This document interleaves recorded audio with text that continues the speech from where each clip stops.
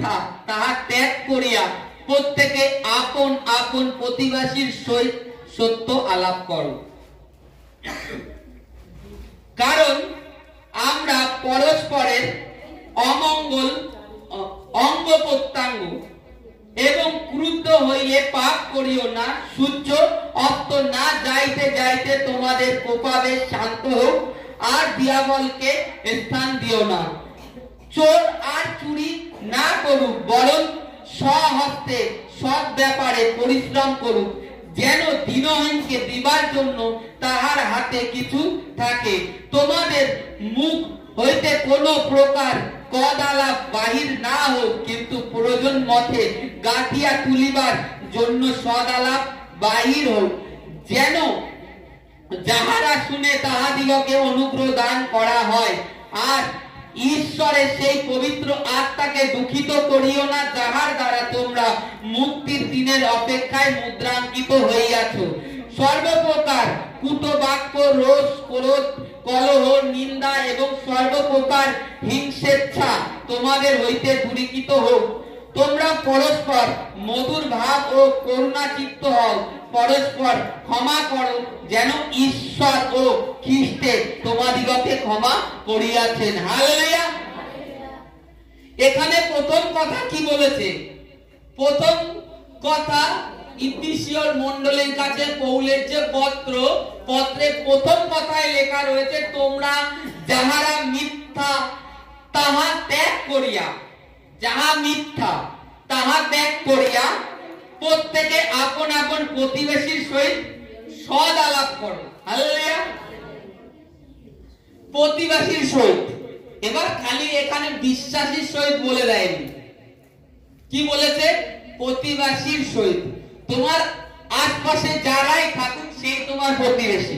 আজকে তুমি মণ্ডলীতে এসছো, এখানে তোমার এই সকলের প্রতিবেশী। যখন তুমি তোমার গ্রামে বাস করছো, সে হচ্ছে তোমার প্রতিবেশী। সেই প্রতিবেশীকে কখনো মিথ্যা কথা বলো না, যে কোনো বিষয়। যাহা মিথ্যা তাহা ত্যাগ করতে বলছে স্পষ্ট ভাবে। এবার যদি কেন প্রথমত মিথ্যাকে ত্যাগ করতে বলবো? কারণ তুমি যে ঈশ্বরের আরাধনা করো সেই ঈশ্বর মিথ্যা বলেননি, কিংবা তিনি পছন্দ করেন না। তিনি পবিত্র, তোমাদেরকেও পবিত্র হতে তিনি বলছেন। যীশু খ্রিস্ট তিনি পবিত্র, তাই তোমাদেরকেও তিনি পবিত্র হতে বলছেন। তাই তোমরা মিথ্যা ত্যাগ করো, সৎ আলাপ করো। সৎ, যেটা সৎ ন্যায্য সেটা বলো তোমার প্রতিবেশীকে, সৎ বুদ্ধি দাও। তবে তুমি ঈশ্বরের গ্রেস তোমার জীবনে দেখতে পাবে। ঈশ্বর যে কি করতে পারেন সেটা তুমি দেখতে পাবে। আর আজকে যিশুকে জানছো, অথচ জানার পরে তোমার মধ্যে মিথ্যা রয়েছে, তাহলে কি তুমি নিশ্চয়ই যিশুকে জানো না, এই কারণে তোমার মধ্যে মিথ্যা রয়েছে। কারণ অন্ধকার আর জ্যোতি এক জায়গায় থাকতে পারে না। ঈশ্বর জ্যোতি, বাইবেল বলছে ঈশ্বর জ্যোতি। জ্যোতি আসলে অন্ধকার পালিয়ে যায়। তাহলে তোমার মধ্যে তুমি যে খ্রিস্ট যিশুতে নতুন সৃষ্টি, সেটা কিভাবে প্রকাশ পাবে? কিভাবে লোকে জানবে যে তুমি ঈশ্বরের আরাধনা করো, তুমি যিশুর আরাধনা করো? তোমার স্বভাব, চরিত্রে, তোমার বাক্যেতে প্রত্যেকে জানবে যে তুমি ঈশ্বরের সন্তান। আজকে তোমাদের মধ্যে কেমন বিশ্বাস হওয়ার দরকার? কেমন বিশ্বাস? সামথিং, কাউর একটা সমস্যা আছে, রোগ ব্যাধি হয়েছে, তুমি দেখে বলছো তাকে সঙ্গে সঙ্গে ডাক্তারের কাছে যাও, ডাক্তার দেখাও। তুমি এই হচ্ছে বিশ্বাসী, তুমি এই ঈশ্বরকে জেনেছো? আগে বলো তুমি প্রার্থনায় যাও, তুমি ডাক্তার দেখাচ্ছ, দেখাও, অসুবিধা নেই। তুমি ডাক্তার দেখাচ্ছ, দেখাও, অসুবিধা নেই। প্রার্থনায় আসো। দেখো তুমি যে যার জন্য তুমি এতদিনকে ডাক্তারের কাছে দৌড়িয়েছো, যা কাজ হচ্ছিল না, তুমি এখন প্রার্থনায় আসো, ডাক্তার দেখাও, দেখো অদ্ভুত কাজ হবে। অদ্ভুত কাজ হবে। তোমার মধ্যে থেকে খ্রিস্টকে দেখা যাবে তোমার বাক্য দ্বারা। পরজাতিরা প্রত্যাশার আলো পাবে, পরজাতিরা প্রত্যাশার আলো পাবে যে না, এতদিন জগতে ঘুরেছি, কিছু পাইনি, এক জায়গায় আসার আলো পেয়েছি আমার বেঁচে থাকা তোমার বাক্যে। আর তোমার মধ্যে এটা কখন আসবে, এই জ্যোতি কখন প্রকাশ হবে? যখন তুমি মিথ্যে ত্যাগ করবে। তোমার যখন তুমি মিথ্যে ত্যাগ করবে, তখন তারা যে তোমার বাক্যটা শুনলে মনে হবে কি তার কাছে, জানো, যে আমি ঈশ্বরের বাক্য শুনলাম আজকে। ঈশ্বর আমাকে একটা কথা বললো যে তুমি এখানে আসো, তোমার ক্যান্সার হয়েছে, ভালো হয়ে যাবে, তোমার কিডনির সমস্যা হয়েছে, ভালো হয়ে যাবে। তা আজকে আমরা মিথ্যা ত্যাগ করছি না, নিজেদের পরিবর্তন করছি না। এই কারণে প্রথমত এই কথা পৌল বলেছে, তোমরা মিথ্যা ত্যাগ করো, সৎ আলাপ করো, যে কোনো বিষয়। তারপরে বলছে কি, কারণ আমরা পরস্পর অঙ্গ প্রত্যঙ্গ, প্রত্যেকে আমরা অঙ্গ প্রত্যঙ্গ, ঈশ্বরের একটা অংশ। বাইবেল বলছে যোহন 4:24 যে ঈশ্বর আত্মা, আর তার আরাধনা আত্মা আর সত্যে আমাদের করতে হবে। তা ঈশ্বর যখন আত্মা, আমরাও একটা আত্মা, তাই তো? প্রত্যেকে একটা আত্মা। এই আত্মা যখন ঈশ্বরের কাছে এক জায়গায় চলে যাব, তখন কি আমরা এক অঙ্গ হয়ে যাব? এই মণ্ডলীতে এসেছি আমরা এক অঙ্গ। তা এই কারণে এখানে বলছে তোমরা এক অঙ্গ, আলাদা নও। তাহলে কেন তোমরা মিথ্যা কথা বলবে? কেন একে অপরকে মিথ্যা বলবে? তারপরে বলছে ক্রুদ্ধ হইলে পাপ করিও না। যদি রেগেও যাও, কারণ ওটা আমাদের মানসিক স্বভাব। এবার মানসিক স্বভাবটা কি? যদি দেখি আমাদের ব্লাডেই পাপ রয়েছে, মানসিক স্বভাব কি? কইন হেবলকে দেখি, ব্লাডের মধ্যে আমাদের সেই ক্রোধের, পাপের এখনো রয়েছে। সেই তো আদমের থেকে আসছে না? আমাদের আত্মাটাকে প্রভু যীশু খ্রিস্ট ধৌত করেছে, সূচি করেছে, কিন্তু ব্লাড যেটা সেটাই আছে। তা ক্রুদ্ধ হতে পারো, মানসিক রাগ আসতে পারে, কিন্তু আসলে পাপ করো না, পাপ করো না। তোমার কোপাবে সূর্য অস্ত যাওয়ার আগে শান্ত হোক, ক্ষমা করো, দিয়াবলকে আর প্রশ্রয় দিও না। বাইবেলে বলছে দিয়াবল, শয়তানকে প্রশ্রয় দিও না। তোমার মধ্যে রাগ এসছে, তাকে সন্ধ্যের আগে ক্ষমা করো। শিশুর মতো হতে বলছে, যেটা পরিষ্কার বাইবেলে বলছে তোমরা শিশুর মতো হয়ে যাও, শিশুর মতো হয়ে যাও, একে অপরকে ক্ষমা করো। হ্যাঁ, রেগে গিয়েছো তার বিরুদ্ধে, সে একটা ভুল কাজ করে ফেলেছে, কিন্তু তাকে ক্ষমা করে দাও। যদি ক্ষমা না করো, তোমার মধ্যে দিয়াবল প্রশ্রয় পেয়ে যাবে, তখন তোমাদের মধ্যে বিচ্ছেদ উৎপন্ন করবে, তোমাদেরকে বিচ্ছেদ করার চেষ্টা করবে, তোমাদের অঙ্গ প্রত্যঙ্গকে আলাদা করতে পারবে। আর যখনই দেখেছি আমরা এক জায়গায় 10টা লম্বুর লাঠি দিলে সেটা ভাঙা যায় না, অথচ একটা লাঠি যখন থাকে তাকে মট করে ভেঙে দেওয়া যায়, কি তাই তো?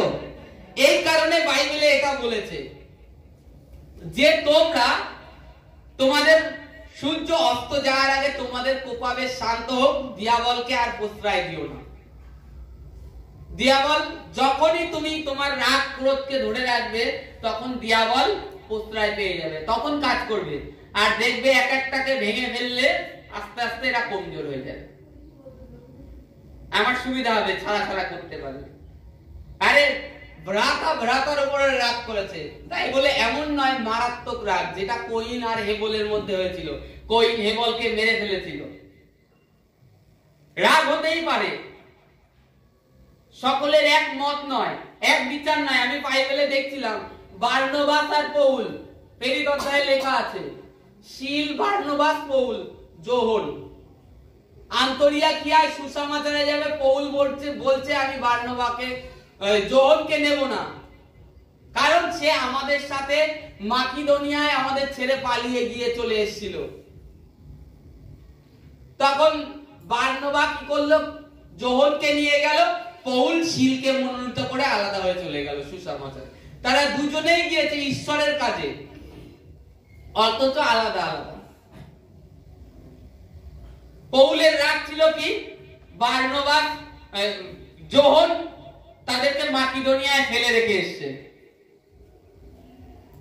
কিন্তু বার্নবাস চিন্তা করলো যদি আমি হচ্ছে যে যোহনকে ছেড়ে দিই তাহলে দিয়াবল আশ্রয় পেয়ে যাবে, ওর মধ্যে মনে একটা কোপ এসে যাবে, রাগ এসে যাবে। সে কি করলো? শিলকে নিয়ে সুসমাচারে, বার্নবাস যোহনকে নিয়ে সুসমাচারে চলে গেল। আজকে হতে পারে কোন ভুল তোমাদের ভ্রাতা ভগ্নির ক্ষেত্রে, কিন্তু তাই বলে তাকে কখনো দিয়াবলের অধীনে নিজেকে ছেড়ে দিও না। ক্ষমা করে দাও অস্ত যাওয়ার আগে সূর্য, ক্ষমা করে দাও, তোমাদের রাগ শান্ত হোক, তাহলে দিয়াবল আর তোমাদের হৃদয়ে স্থান পাবে না, আর তোমাদের জীবনে আর কাজ করতে পারবে না, কাজ করতে পারবে না। তারপরে বলছে চোর আর চুরি না করুক, বরং স্বহস্তে সৎ ব্যাপারে পরিশ্রম করুক। হালেলুয়া। যে চোর আছে, যে মিথ্যা কথা বলে, সে যেন আর চুরি না করে, স্বহস্তে সৎ ব্যাপারে পরিশ্রম করুক। সৎ ব্যাপারে পরিশ্রম করুক। যখনই সে পরিশ্রমী হবে তখনই না তার কাছে কিছু দেয়ার, নিজেরও খাওয়ার থাকবে প্লাস কাউকে দেয়ারও সেটা থাকবে। সে পরিশ্রম না করে যদি, তাহলে কি করে তার কাছে থাকবে? তখন তো তার মনে হবে যে আমি এখন কি করে চলবো, আমার এখন 100 টাকা দরকার, আমি কোথায় পাবো? তখনই সে মন্দ কর্ম করবে না, তখনই সে মন্দ কর্ম করবে। তা বলছে চোর আর চুরি না করুক, সৎ ব্যাপারে সে পরিশ্রম করুক। সে তাতে হোক, মানে যদি ড্রেনও পরিষ্কার হয়, মানে সুইপারের কাজ, সেটাও করুক, তাতে কোনো দুঃখ নেই, কিন্তু সৎ ব্যাপারে পরিশ্রম করুক। কর্ম, সকল কর্ম সমান হয়। আর আজকে যদি আমি ভাবি আমি সুইপারের কাজ করব, ভালো না কাজ, ময়লা তুলে বেড়াতে হয় রাস্তায়। কর্ম সকল সমান। সে নিজেকে বড় মনে করে, এই কারণে সে কর্মকে ছোট মনে করে, আর এই কারণে তার পকেটে 4 আনা পয়সা থাকে না, তখনই তাকে চুরি করতে হয়, তখনই তাকে চুরি করতে হয়, কারণ সে কর্ম করছে না, তো নেই। এবার তার তো যাই হোক, এই জগতে বেঁচে থাকতে গেলে অর্থের প্রয়োজন আছে। ঈশ্বর কখন ব্লেস করবে? যখন তুমি ঈশ্বরের আজ্ঞা মানবে। এই যে আজ্ঞা, এগুলো কি দিয়েছে? এগুলো হচ্ছে আজ্ঞা, এগুলো কি আজ্ঞা ব্যবস্থা আমাদেরকে দিয়েছে। এইগুলো যদি মানো, ঈশ্বরের গ্রেস তোমাদের উপরে নেমে আসবে। তুমি আদৌ ঈশ্বরের বাক্য শুনছো কিন্তু মানছো না, পালন করছো না। তারপরে যদি বলো যে ঈশ্বর আমাকে দেখছে না, ঈশ্বরের কাছে আমি কিছু পাচ্ছি না, আদৌ তুমি বাক্য মানছো না, তা কি করে পাবে? পরিশ্রম করো, সৎ ব্যাপারে কর্ম করো, সে যে কাজই হোক করো, শুরু তো করো, 2 টাকা মাইনে করো, তারপরে ব্লেস করার দায়িত্ব ঈশ্বরের। কিভাবে তোমাকে উচ্চ পদস্থ নিতে হয়। জয়েশ মায়ার আমি টেস্টিমনি শুনছিলাম। জয়েশ মায়া যে ওয়ার্ল্ডের একজন সুসমাচার প্রচারক, ওয়ার্ল্ডে তার নাম জানে, ওয়ার্ল্ডে জয়েশ মায়া মিনিস্ট্রি। তা উনি একটা অফিসে চাকরি করত। তা অফিসের যে মালিক, সে কিছু লেখার মধ্যে কিছু চুরি করতে বলেছিল। তা বলেছিল আমি এরকম চাকরি করব না, আমি চুরি করতে পারবো না, আর এই কাজ আপনি আমার দিয়ে করাতে পারবেন না, আমি করব না। এবার তাতে আপনি আমাকে চাকরিতে রাখেন আর না রাখেন, বসকে বলছে ডাইরেক্ট। তা বস অনেক বিবেচনা করে, বস জাস্ট পরীক্ষা করছিল জয়ের মায়ের। তা পরের দিন দেখে বলছে যে তুমি যে পোস্টে আসো তার থেকে উপর পোস্টে, ম্যানেজার পোস্টে দিয়ে দিল। কারণ কি? তার বিশ্বাসতা, সততা দেখেছে যে এর মধ্যে ঈশ্বরীয় ভয় রয়েছে। আর আজকে যদি আমরা বাইবেলে দেখি, যাদের মধ্যে ঈশ্বরীয় ভয় রয়েছে তারাই একমাত্র ঈশ্বরের থেকে ব্লেসিং হয়েছে।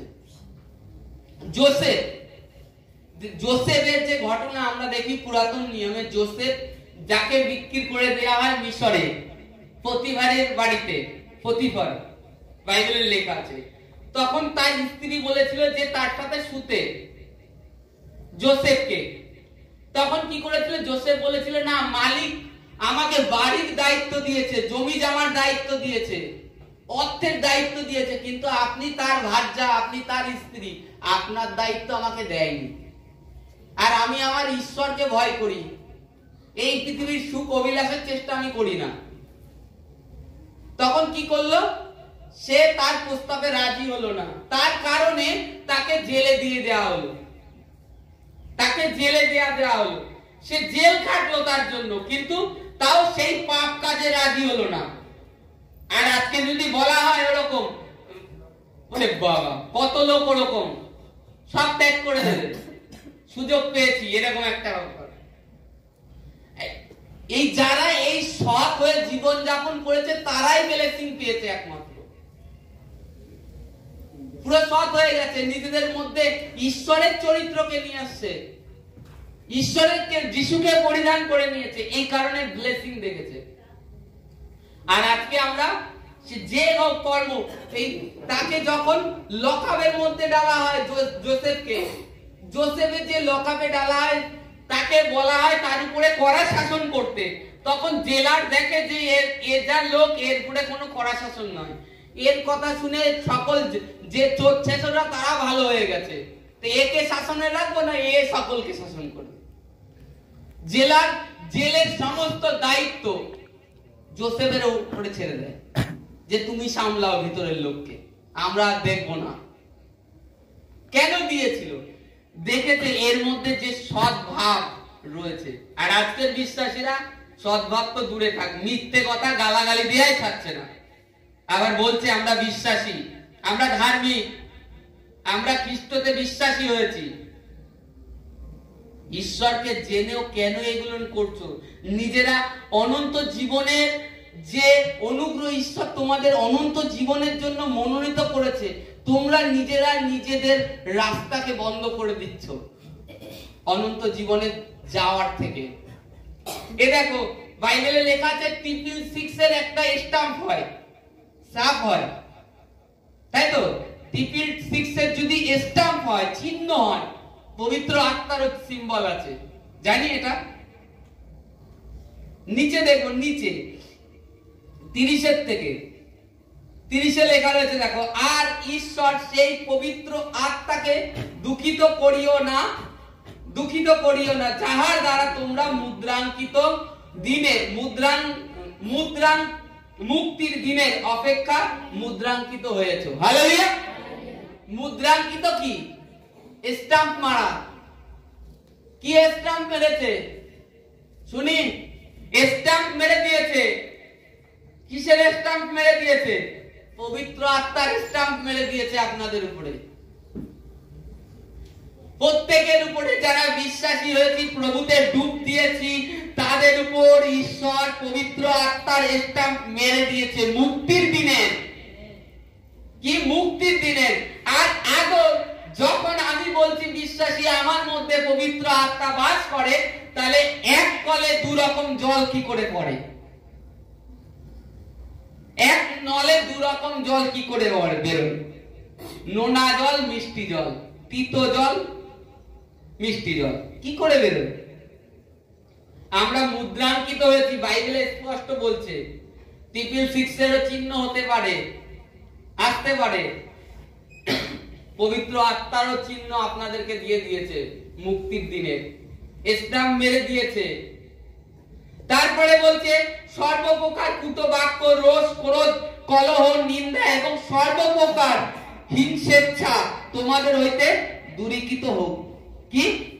সর্বপ্রকার রোষ, ক্রোধ, কলহ, নিন্দা।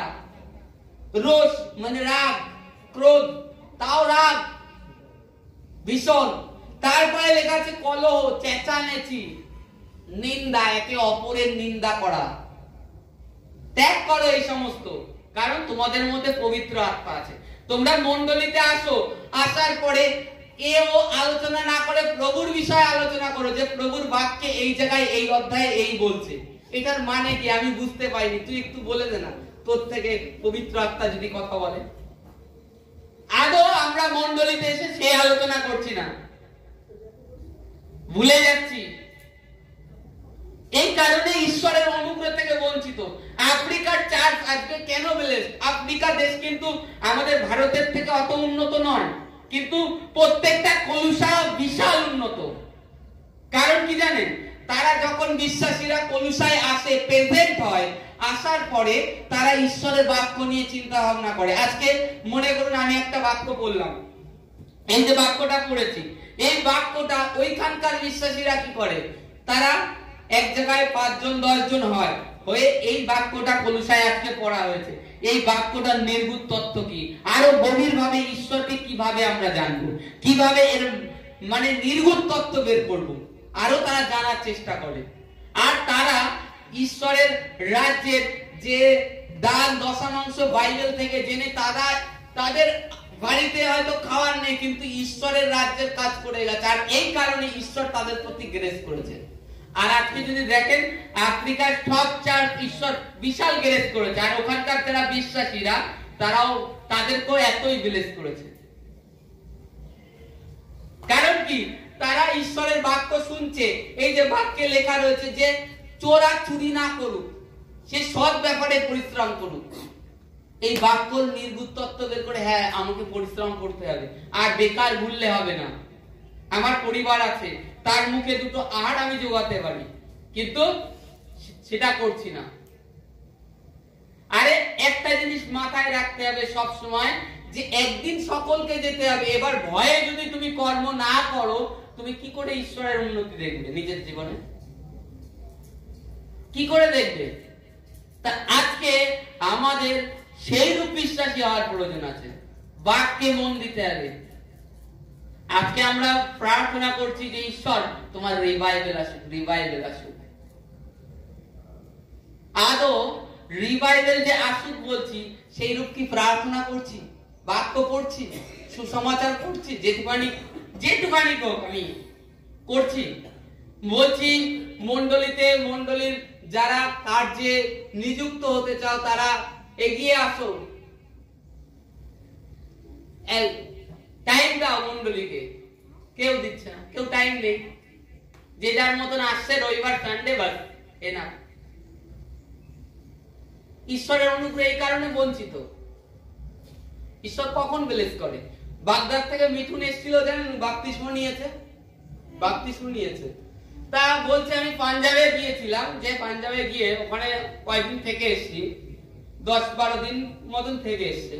তা বলছে আমি দাদা ওখানে বলছে দান দশমাংশ দাও। তা আমি যতটা পেরেছি আমি দিয়েছি, মনের থেকে পুরো। বলছে আমি যখন এসছি, আসার পরে তখন তো আমার কাজ বাজ ধরা ছিল না। তা যখন আমি এসছি, আসার পরে আমি আমার মনের থেকে দান ধ্যান দিয়ে এসছি। বলছে এসে ঠিক 3টে কাজ পেলাম, তাই 3টে কাজে আমি 1 লাখ টাকা লাভ করেছি।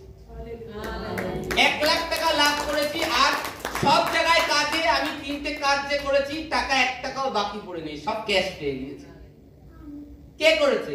ঈশ্বর। আজকে কি ভাবছেন? ঈশ্বর মানুষের অন্তঃকরণ দ্বারা কথা বলে। আজকে যদি দেখি আব্রাহাম যখন মানে দেশে দেশে ঘুরে বেড়াচ্ছিল, তাই এক রাজার কাছে গিয়ে ওঠে, তখন বলে যে সারাকে বলে আমার বোন, আব্রাহামকে যদি মেরে দেয়। তা ঈশ্বর কি করলেন? সেই রাজাকে রাত্রে স্বপ্ন দেখালেন যে ওটা ওর স্ত্রী, ওকে তুই বিবাহ করিস না, কিংবা ওকে স্পর্শও করিস না। যদি তুই ওর অমঙ্গল করিস, ওর কোনো ক্ষতি করিস, তোর পরিবার আমি নষ্ট করে দেব। ঈশ্বর স্বপ্নে সেই রাজাকে দেখাচ্ছে। আর সেই হিসাবে তখন সকাল হলে পরে আব্রাহামকে ডাকে যে আপনি কেন মিথ্যা কথা বললেন যে আপনার বোন? আমি তো ভেবেছিলাম আপনার বোন, আমি তাই বিয়ে করবো মনে করেছিলাম, ওটা তো আপনার স্ত্রী। গত রাত্রে আপনার পৈতৃক ঈশ্বর আমাকে বলে গেছে যে ওর কোনো ক্ষতি করিস না, তাহলে তোর পরিবারের অনিষ্ট আমি করে দেব। ঈশ্বর রাত্রিবেলায় সেই রাজাকে ঠেক দিচ্ছে। বুঝতে পারছেন কতটা ভালোবাসলে ঈশ্বর তার উপরে কাজ করে? যখন আপনি ঈশ্বরের প্রতি বিশ্বাস হবে আর ঈশ্বরের জন্য আপনি আপনার হৃদয় খুলে দিতে পারেন, তখন ঈশ্বরও আপনার জন্য স্বর্গের দ্বার খুলে দিতে পারে। আপনারা খুলতেই চাচ্ছেন না, ভয় পাচ্ছেন, ভীত হয়ে যাচ্ছেন। কি করে ঈশ্বরের গ্রেস দেখবেন? কি করে মিরাক্কেল দেখবেন? কি করে দেখবেন? কারণটা এটাই, বাইবেলের নির্ভুল তত্ত্ব এটা। ঈশ্বরকে হৃদয় থেকে বিশ্বাস করো আর হৃদয় থেকে আরাধনা করে দেখো। রাত্রেবেলায় পৌল আর সিল তারা বিয়ে থা করেনি, জীবনকে যিশুর চরণে সঁপে দিয়েছে। কারাগারে বদ্ধ ছিল, রাত্রে ঈশ্বরের মহিমা কীর্তন করছিল, স্বর্গের থেকে দূত এসে কারাগার খুলে দেয়। কেন? কি কেন? কারণ ঈশ্বর জানে এরা আমার চরণে সঁপে দিয়েছে সব, এখন এদের বাঁচিয়ে রাখি যদি আমি, আর সুসমাচার যদি করাতে চাই আমাকেই করতে হবে। তাই ঈশ্বর তার দূত পাঠিয়ে দিয়েছিল।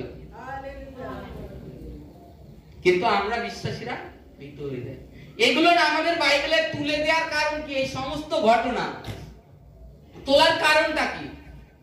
আমরা এর থেকে শিখি, এর থেকে শিখি, শিখে যেন সেই বিশ্বাসটাকে সেইভাবে কাজে লাগিয়ে আমরাও সেই রূপ অনুগ্রহ প্রাপ্ত হই। আমরা অনুগ্রহ প্রাপ্ত হই, এই কারণে ঈশ্বর দিয়েছে। এই আমি বাইবেল পড়েছি, বাইবেলে এক জায়গায় আমি নেগেটিভ পেয়েছি,